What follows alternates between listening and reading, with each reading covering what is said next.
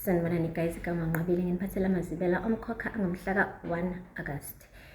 Unobuntu-ke guys usandiqhubeka nokunqanguyise ukuthi avule isicabha phela khona ezohamba emasosheni. Kodwa ubaba-ke wakhe akayingeni leyo ndaba. Kuze kwangenelela uNomamzobe ebuza ukuthi hawu phakathi kwayo ungani uvalela ingane? Washo wathi angithi wena uthe angimnqanda angahambi. Nayo-ke indlela engiyisebenzisile ukumnqanda. Wathi uMamzobe, hawu baba bengingashongo ukuthi uthi uzumkhiyele, bengithi khuluma naye. Wathi angithi unenkani. Wangena-ke noGabisile wathi, hawu baba yazi yabuhlungu into yenza enganeni yakho.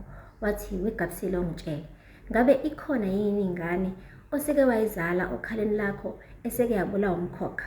Wathula kuGabisile wayinkuku enqunye umlomo. Wase wabona-ke uGabisile ukuthi ngcono ngabe sayingena le ndaba. Unobuntu belokhu ekhalile ethi ma baba vulani isicabha ngizoba late. Hhayi isicabha singavuleki. Okuwesi-ke uze wagcina eseyithoba-ke uNobuntu wathi baba ngiyaxolisa ukukuthethisa, bengicela ungangiphuci leli thuba, vula isicabha lutho phakathi kwayo. Ngakusasa-ke guys uMamzobe uvulile isicabha wangena wafica uNobuntu ehleli phansi oqenqalazini eyithoba amanxeba ney'nsizi zakhe zimboze njengengubo. Wathi uyazi ukhohlwe ukuthi ungawuvuli kwakuvula lo mnyango ma. Wathi mntanami ngiyaxolisa ngizamile ukumncenga ubaba wakho kodwa-ke unqabile ukukuvulela. Wathi yazi ma nina nobaba senginibonile ukuthi kahle kahle aningithandi. Benginethuba elilodwa qwi lokuthi ngiguqule impilo yami nangiphuca lona. Wathi uthi uyazama ukuchaza uMamzobe wathi wena baba noma ningaphinde nithi niyangithanda ngoba kusho kona ukuthi benisuke niqamba amanga mina isho njalo.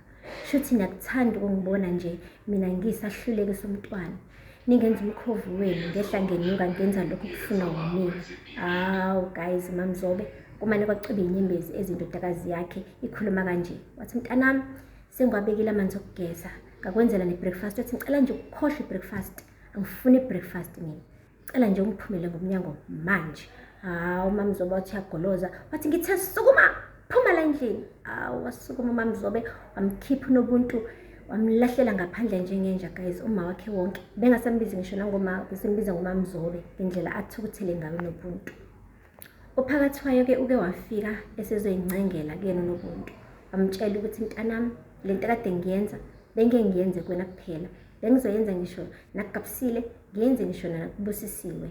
Ngiyenze ngoba ngikuthanda mntanami, kumina uphelele awushodi ngalutho.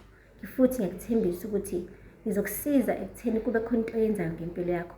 Ngicela ungixolele mntanami, engisakwazi ukuthi ngivumele kube khona enye ingane yami ebulawa umkhokha. Uyazi ngesikhathi uthatha umenga kwakuthi mekukhala ucingo kubanda amathumbu, ngicabanga ukuthi mhlawumbe usubulewe mntanami. Yingakho ngingavumanga ukuthi uye laphaya ngoba bengazi ukuthi kuzobuya uyisidumbu. Ayi guys lamazwi-ke kaphakathayo amane ayihlaba inhliziyo kaNobuntu. Ngambona esesukuma embhedeni esiyothatha ihaki kubaba wakhe okukhombisa khona phela ukuthi uyamxolela. Ngapha-ke uMazungu usebuyile, ubuye nje nesigaxa senkinga. Uhlale phansi nendodakazi yakhe wamtshela ukuthi sengathi umfowabo kaMaphalala ubuyile laphaya emzini wabo. Washo ukuthi loya muzi loya owabo nabo ngoba kwakuwumuzi kayise naye, okusho ukuthi uMaphalala wathatha umuzi ongesiwona wakhe wayewenza ikhaya lakhe. Kube kukhona ubhuti wakhe usaphila edla anhlamvana.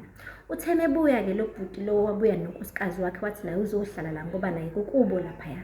Manje uMaphalala akasabuyi nala ethi uye khona, ushiye unkosikazi wakhe uMazungu naleli bhubesi eliloke njalo limbhongela endlini. Uhambile-ke nokubonga guys wayekhuluma naye lo malume wakhe. Hawu ube uqhamuka nje wathi ya usekuthumele la unyoko ukuthi uzolimpa izimpi zakhe. Ukuthumele la ukuthi uzolima izimpi zakhe. Wathi Nobonga uyazama ukuchaza wathi thula wena, sakushadisa wena sakisa laphaya emzini ogcwele imali oyigwili. Lo muzi lo owakaMaphalala akusiwona wakaMthembu.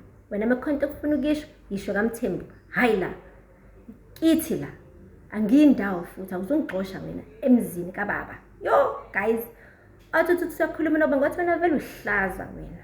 Yazi ngajabula kabi ngesikhathi sikushadisa ngoba ngangazi ukuthi usezoqhubeka ubahlaza laphaya la sikuganisele khona.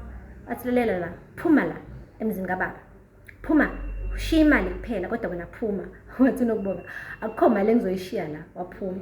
Akuphelanga-ke lapho, uthe uMaZungu esathi uyayishanelela nje waqhamuka lo malume oyibhubesi ephethe i-aphula eluma. Ubona kahle ukuthi kahle kahle leli aphula leli kube liyakwazi ukukhala ngabe seliyahayiza kwayilona. Wathi ya, usuthumela indodakazi yakho ukuthi kuleli zimpi zakho wena he? Wathi uyazama bandla ukukhuluma uMaZungu ethi ngicela ungixege namhlanje, ngixege nje okhalweni ngithi ukuphefumula ngikhathele uwena. Wathi awuzuqala impi bese uthi ucela ngikuxege. Yabona-ke manje uyisusile, ilokho nje ngizokutshela wona. Uma uyitshela ukuthi kade ngikuphethe kabuhlungu, imande ngisazokukhombisa ukuthi kunjani ukuphatha umuntu kabuhlungu. Waqeda wathi qhaqa i-aphula futhi walihlafuna kabili kathathu walithimisele enyaweni zakho uMaZungu. Guys, yey, eqala ukubona umuntu onenhliziyo enje, yazi unenhliziyo etshe. Singafisa noma phalala abuye la ayekhona ukuyothandaza akazosiza nangonkosikazi wakhe, ngoba hayi impela ziyamnetha guys imvula. Iphele lapho-ke, ningakhohlwa ukusubscribe and like and comment. Until next time, bye.